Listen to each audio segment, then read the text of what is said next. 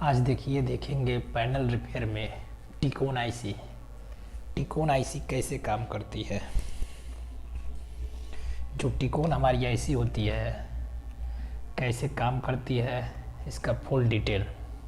जो टिकोन हमारी आईसी होती है वह एनालॉग आईसी होती है, यानी इसमें हमारी जो एनालॉग आईसी होती है इसमें हमारी कोई भी प्रोग्राम वाली आईसी नहीं होती है, यानी डिजिटल आईसी नहीं होती है। जो टिकोन आईसी होती है हमारी डिजिटल आईसी नहीं होती है, यह एनालॉग आईसी होती है। इसमें हमारी कोई भी प्रोग्राम नहीं होता है। जो टिकोन आईसी हमारी होती है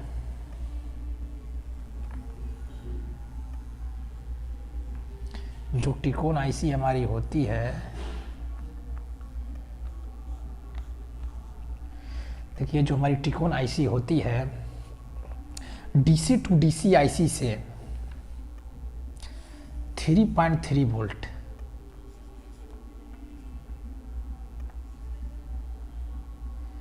क्या होता है, डीसी टू डीसी आईसी से जब 3.3 वोल्ट आती है टिकोन आईसी पर, और इसी में हमारी वीकोर वोल्टेज और रीसेट वोल्टेज और ईप्रोम आईसी को मिलता है वोल्टेज। क्या होता है, ईप्रोम आईसी। जो ये हमारी होती है, क्या क्या होता है, 3.3 volt DC to DC IC से हमको मिलती है 3.3 वोल्ट। उसके बाद 1.2 वोल्ट रीसेट वोल्ट और ईप्रोम आईसी को 3.3 वोल्ट वही मिलती है। 3 से 1.2 वोल्ट और यही 3.3 वोल्ट से रीसेट 3 से ईप्रोम में चला जाएगा और यही हमारी रैम में चला जाएगा। क्या होगा, रैम में चला जाएगा।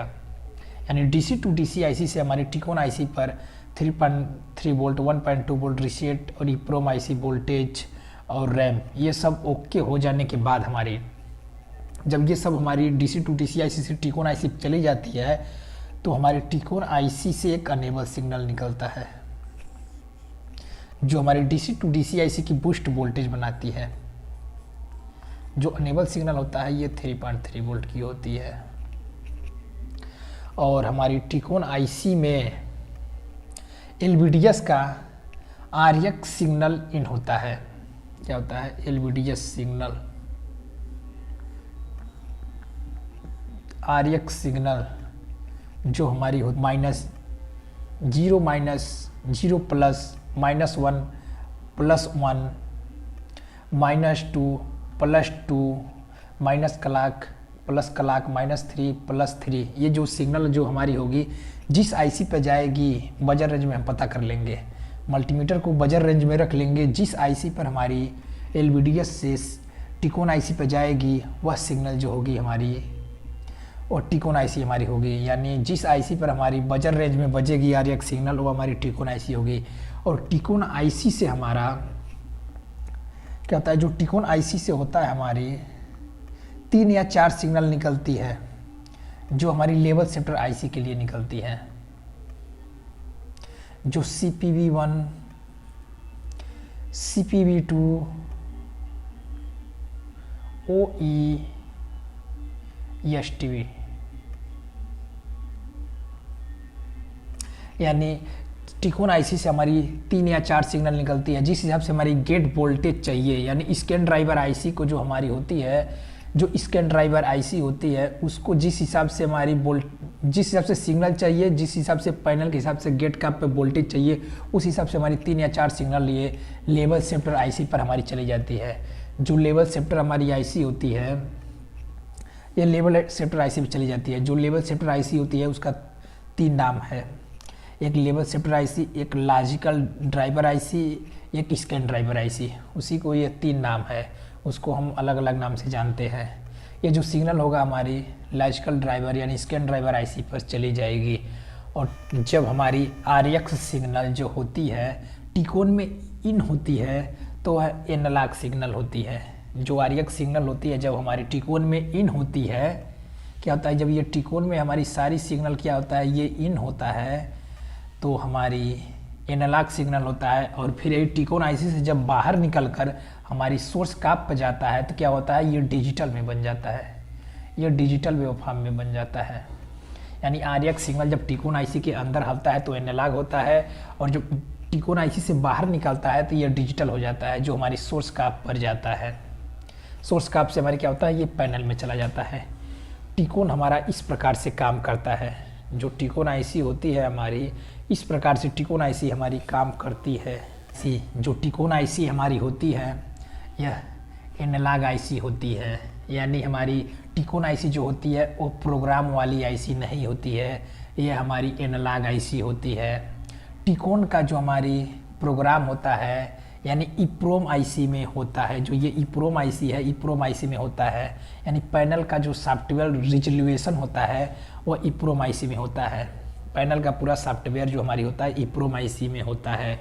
और जो टिकोन आईसी को पता लगाने के लिए हमारी टिकोन आईसी कौन सी है, ये आरएक्स सिग्नल, आरएक्स जो ये सिग्नल हमारी है, जिस आईसी पर आरएक्स सिग्नल जाएगी, हम मल्टीमीटर को बजर रेंज में करके पता कर लगा लेंगे।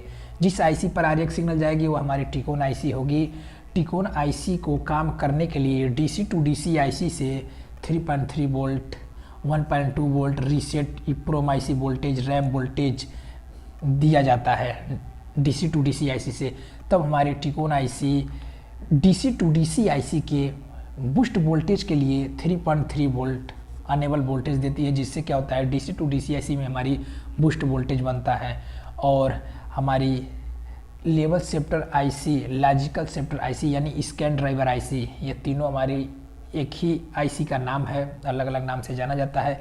उसका ये सिग्नल हमारी जाएगी लेवल शिफ्टर आईसी के लिए, टिकोन आईसी से निकल के जाएगा CPV1, CPV2, OESTV, ये सिग्नल जाएगा लेवल शिफ्टर आईसी से। और लेवल शिफ्टर आईसी से हमारी जो वोल्ट सिग्नल बनेगी वो हमारी सीधा कहाँ जाएगा, गेट काप पे जाएगा। जो लेवल शिफ्टर आईसी हमारी होगी ये CPV जाएगा लेवल शिफ्टर आईसी के अंदर। तो CPV का हमारा दो सिग्नल वहाँ पर बन जाएगा, CKV1 बन जाएगा और CKV1 बनेगा। और CPV2 का जब सिग्नल हमारे लेवल शिफ्टर आईसी पे जाएगा तो उससे जो बाहर निकलेगा, दो सिग्नल बन के बाहर निकलेगा, एक CKV2 और एक CKVV2 निकलेगा। इस प्रकार से हमारी जब लेवल शिफ्टर के आईसी के अंदर ये STV जाएगा तो बाहर STVP बन के निकलेगा। इस प्रकार से हमारी टिकोन आईसी काम करता है। पूरी टिकोन हमारी इस प्रकार से काम करती है। टिकोन आईसी का हमारी ब्लॉक डायग्राम यही है, इसी प्रकार से ये काम करता है।